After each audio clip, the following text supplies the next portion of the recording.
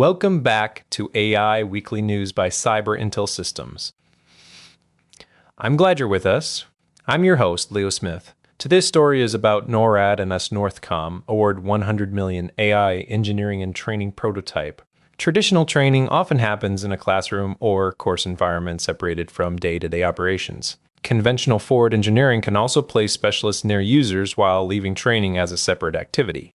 Agile Defense says FD&T is intended to combine instruction, engineering, and mission work into one continuous process. The customer commands have a broad Homeland Defense mission. NORAD is the binational United States and Canadian command responsible for airspace warning, airspace control, and maritime warning. United States Northern Command conducts Homeland Defense and coordinates defense support to civil authorities within its assigned area.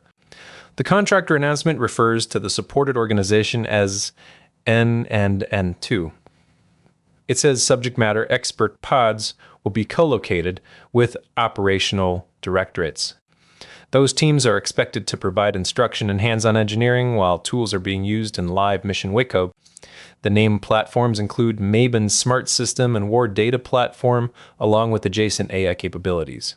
They would also build, tune, and operationalize WICWBs alongside military operators, rather than work in a separate development enclave. The second design element is continuously regenerated curriculum. Agile Defense says learning paths and certification will be updated.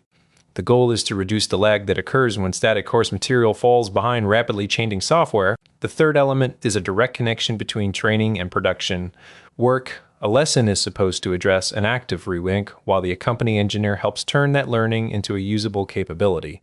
That approach could shorten feedback cycles, but it also makes configuration, control, testing, authorization, and accountability. The other transaction structure is commonly used to prototype capabilities with more flexibility. Flexibility can accelerate experimentation, but a prototype award is not the same as validated deployment at scale. Decision makers still need evidence that the approach improves performance without creating unacceptable operational or security risk. Let's pause here for a short break. We'll be right back after this bumper.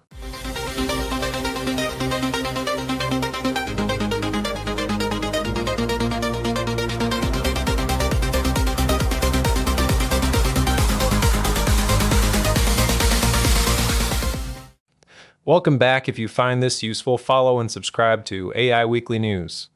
Now, let's continue the news. The award also signals demand for a workforce model that joins trainers with data, engineers, and AI software developers. Agencies are discovering that access to a model or platform does not automatically create mission capability. Operators need relevant data, usable interfaces, technical support, and enough domain knowledge to challenge output. For contractors, this creates a market around continuous adoption rather than one-time software delivery. The valuable service may include maintaining WACOBs, updating instruction, documenting changes, and helping users evaluate model behavior. That model can improve continuity, but it can also create dependence on embedded contractor expertise. If government personnel do not gain durable ownership, evaluation should begin with specific mission tasks. Useful measures could include time to complete an analysis, error detection, operator workload, reproducibility, and the rate at which a RAGUM passes security and operational RA. A broad statement about AI readiness would be less informative than repeated results on defined tasks. Live workflow support also requires strict boundaries. Engineers and models need access appropriate to their roles while sensitive data prompts. A quickly tuned WACOB should not bypass testing merely because a subject matter expert is present beside the operator. The strongest outcome would be a government team that can understand, evaluate, and maintain the resulting capability. Training should, therefore, transfer judgment as well as button-by-button proficiency. Operators need to know when a model is uncertain, what evidence supports an output, and how to continue safely when the AI component is.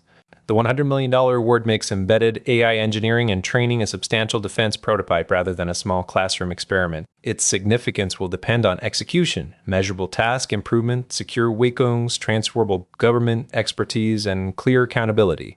Those results, not the award value alone, will show whether FD&T becomes a model for adoption across other commands and services.